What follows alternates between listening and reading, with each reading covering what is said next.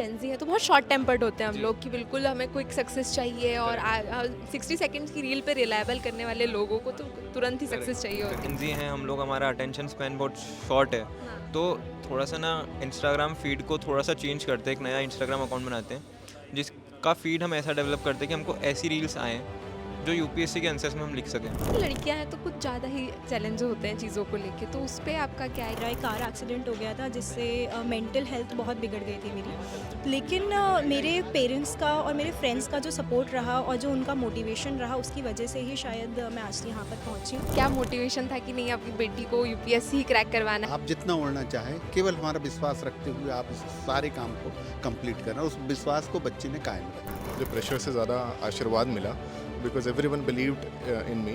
Even before I gave my interview, everyone was like, you are going to crack it. Everyone had their belief, everyone had their आशीर्वाद with me.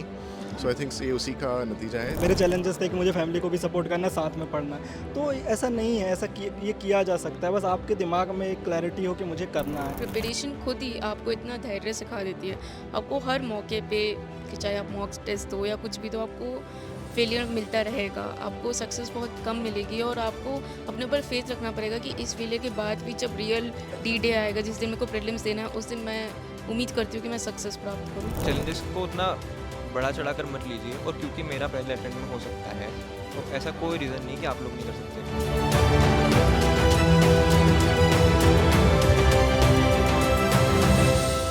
नमस्कार, मेरा नाम भूमिका जायसवाल है और आप देख रहे हैं विस्तार डिजिटल। और आज हम मौजूद हैं संवाद कार्यक्रम में, जिसमें मध्य प्रदेश के मुख्यमंत्री श्री डॉक्टर मोहन यादव ने यूपीएससी में चयनित छात्र छात्राओं को सम्मानित किया। आज हम उनसे बात करेंगे, उनसे जानेंगे कि जो ये सफ़र था यूपीएससी क्रैक करने का, प्री हो गया, मेंस हो गया, इंटरव्यू हो गया, तो वो कैसे उन्होंने सफ़र तय किया। हमारे साथ अक्षत जी मौजूद है जिनकी 173 रैंक आई है। कब से आप ये प्रिपरेशन कर रहे थे?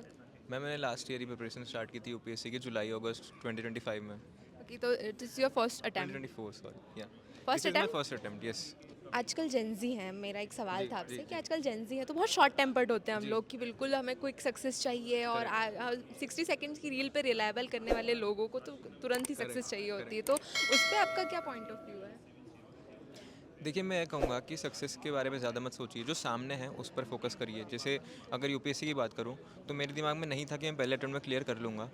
तो मेरा ये था कि अभी प्रीलिम्स निकालनी है, तो प्रीलिम्स के लिए मेरे से जितने एफर्ट्स हो पा रहे हैं मैं उतना एफर्ट्स करता हूँ।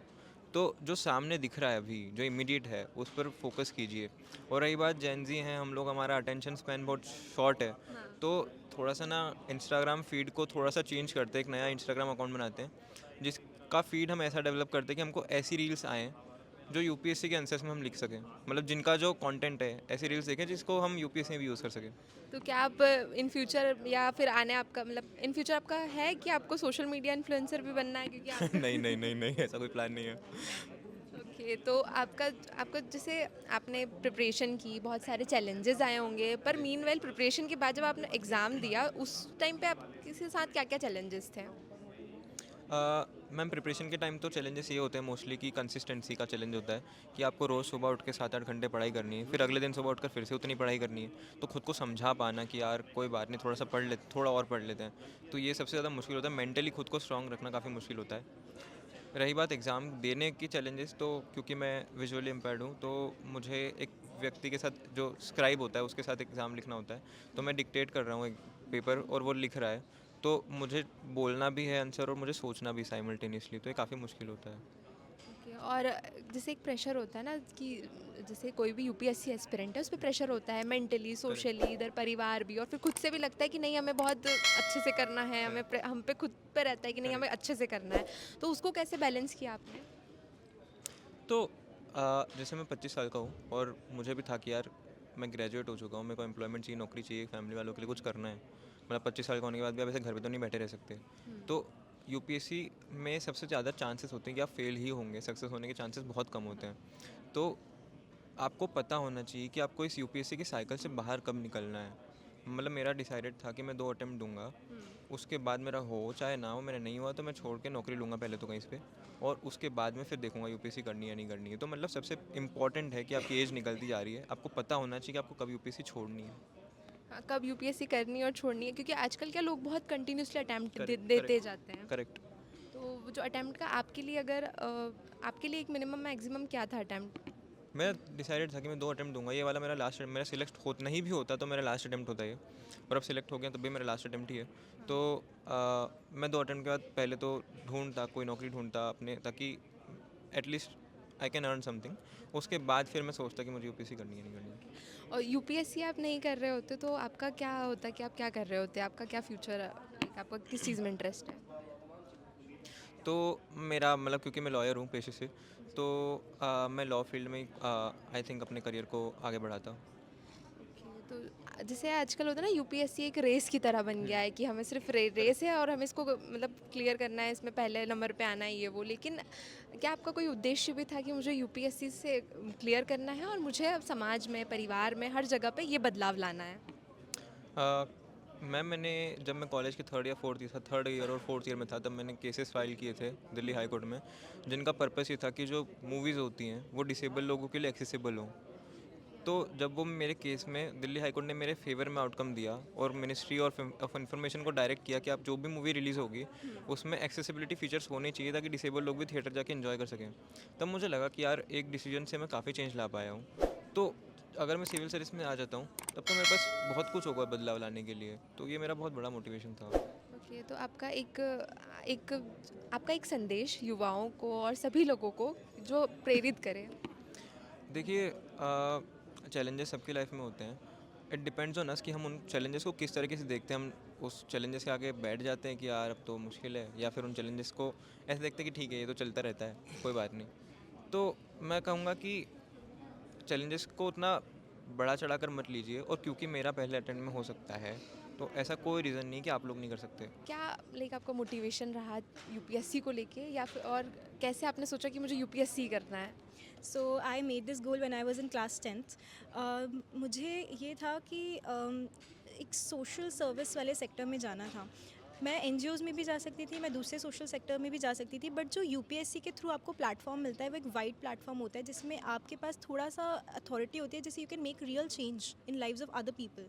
सो मेरा यही मोटिवेशन रहा है कि I want to do something for the larger society.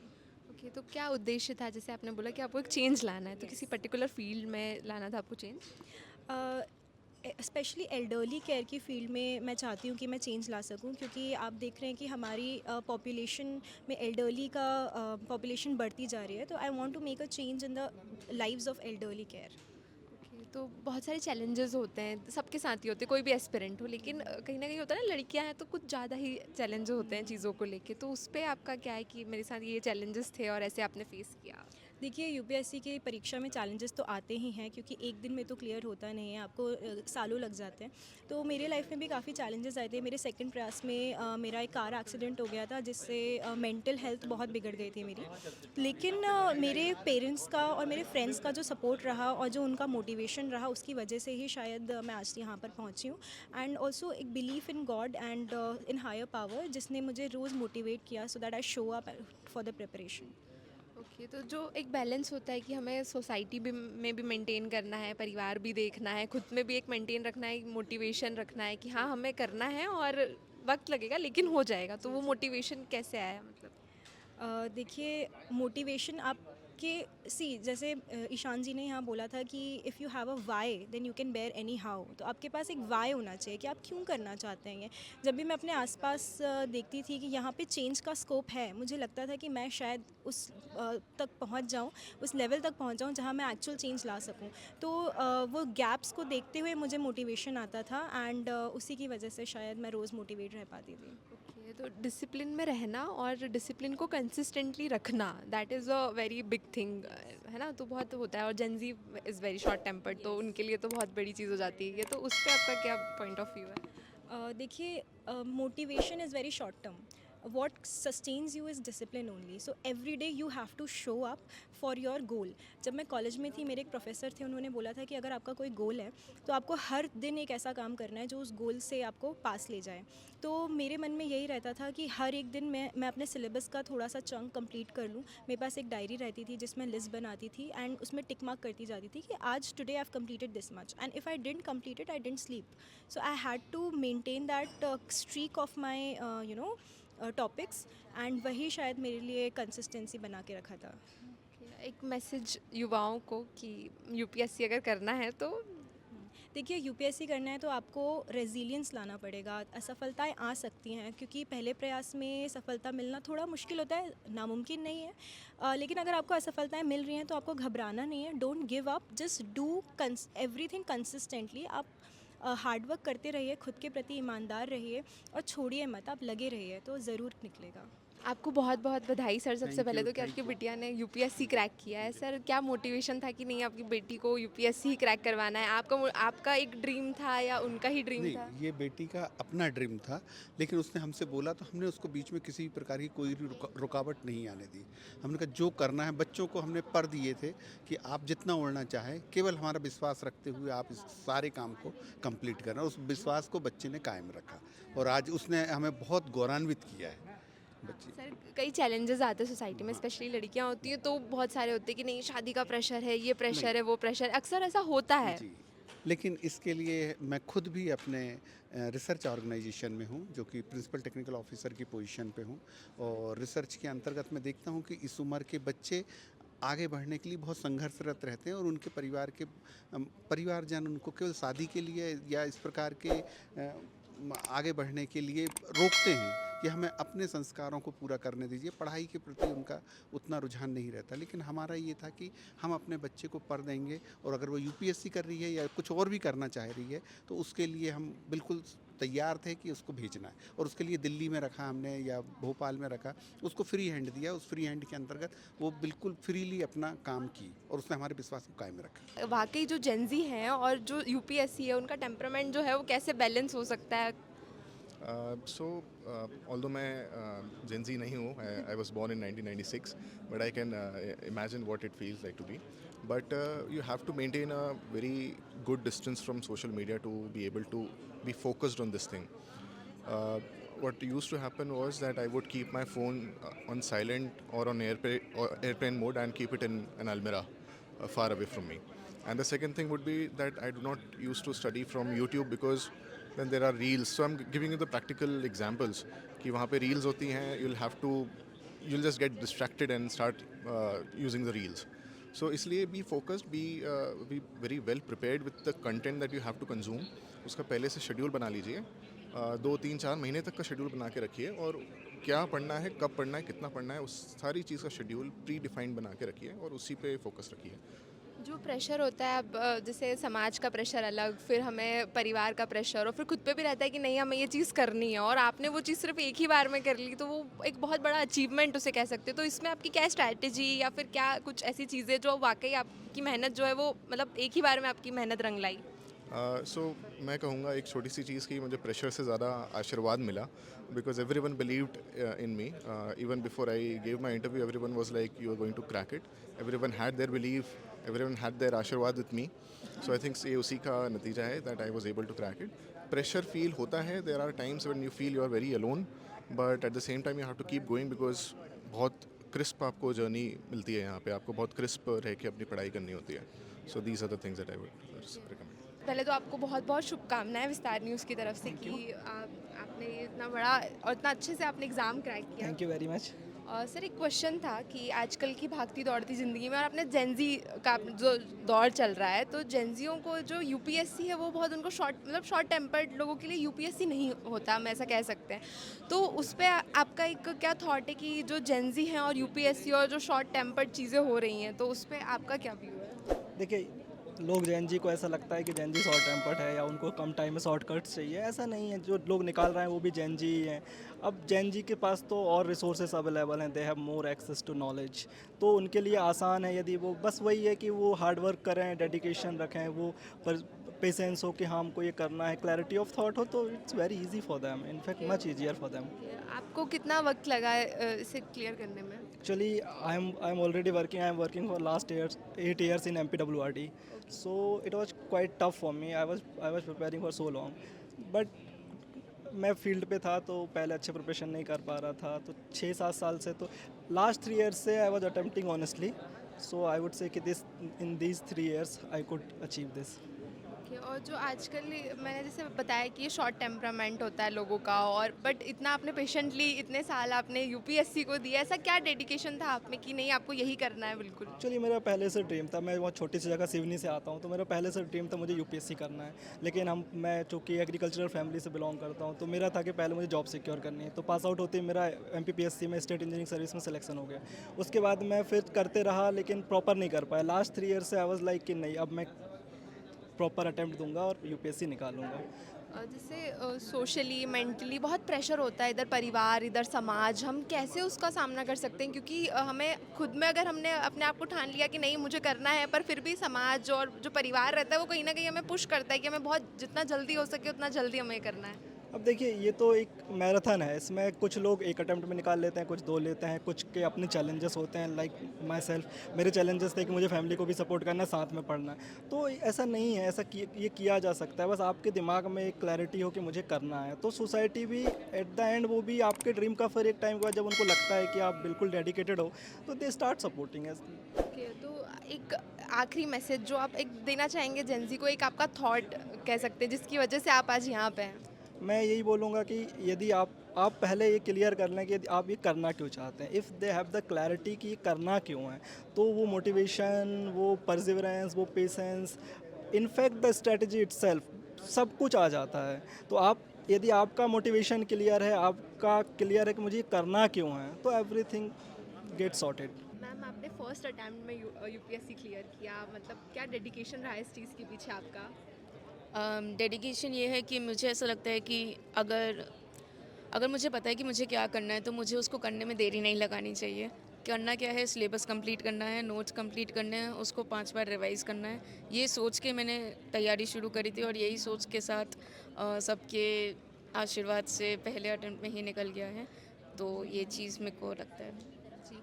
और अभी आज जेंजी का ज़माना चल रहा है, जेंजी अक्सर बहुत शॉर्ट टेम्पर्ड होते हैं, वो उनको बहुत क्विक सक्सेस चाहिए होता है, और रील्स में हमारा जो है जीवन जा रहा है अभी, तो उस पे आपका क्या विचार है? क्योंकि यूपीएससी के लिए बहुत आपको पेशेंस चाहिए, बहुत शांति धैर्य से काम लेना पड़ता है।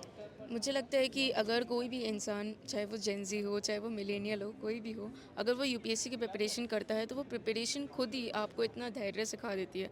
आपको हर मौके पे, कि चाहे आप मॉक टेस्ट दो या कुछ भी, तो आपको फेलियर मिलता रहेगा, आपको सक्सेस बहुत कम मिलेगी, और आपको अपने ऊपर फेथ रखना पड़ेगा कि इस फेलियर के बाद भी जब रियल डी डे आएगा, जिस दिन मेरे को प्रीलिम्स देना है, उस दिन मैं उम्मीद करती हूँ कि मैं सक्सेस प्राप्त करूँ। तो बेसिक फंडा सिर्फ मेरे हिसाब से इतना होना चाहिए कि अपने पर विश्वास रखें और अपना कर्म करते रहिए, फल की इच्छा ना रखें। तो ओके। और जैसे कि ऐसे तो हर किसी एस्पिरेंट को एक मतलब स्ट्रगल करना पड़ता है, एक चीज़ें फेस करनी पड़ती हैं एक टाइम पे बहुत, लेकिन स्पेशली क्योंकि आप लड़की हैं तो आपको क्या क्या चीज़ें, एक्स्ट्रा चीज़ें जो हैं वो फेस करनी पड़ी मीनवाइल? वैसे तो मैं बहुत लकी हूँ कि मेरे पेरेंट्स बहुत सपोर्टिव हैं। उन्होंने मुझे जो आराम से फ्रीडम दी है कि तू अपना पढ़, हाँ कोई चिंता मत कर, कुछ मत कर, तो उस चीज़ से मैं बहुत लकी हूँ। बट एक चीज़ जो है, जो मुझे लगता था, जैसे कोचिंग में लेट क्लासेस होती थी, क्लासेस लेट हो जाते थे, कभी 8 बज जाते थे, कभी 9 बज जाते थे, तो दिल्ली जैसे शहर में उसमें वापस जाना और वो सब करना, थोड़ा सेफ्टी का इशू रहता था। उसके अलावा मुझे नहीं लगता कि लड़की होने की वजह से मैंने ज़्यादा इश्यूज़ फेस करे हैं। इट्स मोर ऑफ कि आप अपना खुद का सेल्फ कितना रखते हो, वो वाली चीज़ है। और जो आजकल होता है ना कि जैसे हमें मोटिवेशन हुआ कि मतलब जैसे हम आजकल हुआ होता है ना कि हम मोटिवेट हुए और फिर तुरंत ऐसा कुछ चीज़ें हमारे दिमाग में या कुछ ऐसा हमें सोसाइटी या फैमिली या किसी भी तरह से कुछ प्रेशर आता है तो हम ऐसे डिमोटिवेट हो जाते हैं कि नहीं अब मुझसे नहीं हो पाएगा ये वो। तो उस पर आपका क्या रोल है? क्योंकि मोटिवेट रहना कुछ देर के लिए और मोटिवेट हमेशा, या जब तक हम कंटिन्यूसली प्रिपरेशन कर रहे हैं तब तक कंटिन्यूसली मोटिवेट रहना एक बहुत बड़ा चैलेंज होता है अपने आप में। मुझे लगता है कि ये टर्म मोटिवेशन को अगर हम स्वैप कर दें डिसिप्लिन से, अगर आपके पास डिसिप्लिन है तो मोटिवेशन की रिक्वायरमेंट थोड़ी कम हो जाती है। अगर आपको पता है कि आपको दिन में 6 घंटे पढ़ने हैं तो मोटिवेशन कैसे नहीं आएगा? ये स्ट्रीक, कंसिस्टेंसी मेंटेन करना सबसे ज़्यादा इंपॉर्टेंट है। इसमें मोटिवेशन जो है वो अप्स एंड डाउन्स में रहता है, पर कंसिस्टेंसी और डिसिप्लिन रहेगा तो पूरा सब कुछ ग्राफ सीधा रहेगा, एंड उम्मीद करते हैं कि हो भी जाएगा। और अगर कोई डीमोटिवेट करता है तो आपके पास कुछ लोग तो ज़रूर होंगे जो आपको हमेशा मोटिवेट करेंगे। मेरे केस में मेरे पे कुछ दोस्त थे, कुछ माँ बाप थे अपने, तो माँ बाप के साथ बैठना, उनका सेल्फ वर्थ होना इस चीज़ पे, उनसे बातचीत में ही आपको दोबारा से मोटिवेशन मिल जाती है। तो आइसोलेट होके मत पढ़िएगा, अपने कुछ खास लोगों को अपने पास रखकर उन पर सब विश्वास रखकर पढ़ते रहिए, तो होता रहेगा। आपका जैसे यूपीएससी करने का आजकल क्या एक रेस हो गई कि यूपीएससी में भागना और चीज़ें करना, लेकिन यूपीएससी के लिए आपका क्या उद्देश्य था, या आपका किसी मतलब समाज में बदलाव, या किस चीज़ को लेके आपका उद्देश्य था कि नहीं मुझे यूपीएससी करना है और इससे मुझे ये करना है? क्योंकि मैं खुद एक हियरिंग डिसेबल्ड कैंडिडेट हूँ, मतलब मुझे बचपन में ही पता चल गया था कि मुझे सुनाई नहीं देता है, तो मम्मी पापा ने कॉकलियर इम्प्लांट कराया, तो उसके बाद से मुझे एक ये था कि मुझे I want to give back to the community, कुछ तो मैं उनको रिप्रेजेंट करना चाहती हूँ कि ऐसा नहीं है कि we are not disabled, we are just specially abled, we are not different, तो we are just unique probably. तो इस उद्देश्य से मैं रिप्रेजेंटेशन देना चाहती थी, कम्युनिटी को सर्व करना चाहती थी। शायद कुछ और भी बहुत से लोग हैं जिनको शायद मेरी स्टोरी सुन के कुछ तो मोटिवेशन मिले। ये स्टोरी लिटरली बहुत इंस्पायरिंग है, बहुत मोटिवेटिंग है। तो और आप एक अपना जो है मैसेज आप बता दीजिए, युवाओं को दे दीजिए, डिसेबल्ड एबल्ड हर एक व्यक्ति के लिए आपका मैसेज क्या है, मोटिवेशन क्या है? I think destiny doesn't go long way. It's more about the mindset. If you have a mindset to clear something, trust yourself, trust your surroundings and keep on going forward for it. ये मेरा एक छोटा सा message रहेगा। Sorry मैं हिंदी में नहीं बोल पाऊँगी, इट्स फाइन, टोटली फाइन। तो इसलिए ये मेरा मैसेज रहेगा कि आप अपना काम करते रहिए, अपना कार्य करते रहिए, जैसा भी फेल हो रहे हो, पास हो रहे हो, कुछ मत फिक्र करो, आप अपना कार्य करते रहो। सब देख रहे हैं, भगवान देख रहा है, सब देख रहा है, हो जाएगा। आई होप सो हो जाएगा।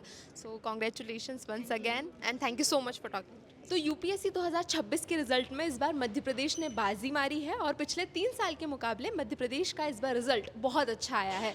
और हमने यहाँ पे कुछ छात्र छात्राओं से बातचीत की, कुछ चयनित विद्यार्थियों से बातचीत की जिन्होंने यूपीएससी का महत्व और जो चैलेंजेस होते हैं, मोटिवेशन और बैलेंस करना, बाकी सारी चीज़ों का, ऐसे तमाम सारी चीज़ों की हमने आज बात की और बहुत सारी चीज़ें हमने सीखने और जानने के लिए मिली। आप भी एक यूपीएससी एस्पिरेंट हैं या आपके कोई परिचित यूपीएससी की तैयारी कर रहे हैं तो उन्हें ये वीडियो शेयर करना ना भूलें और देखते रहिए विस्तार डिजिटल।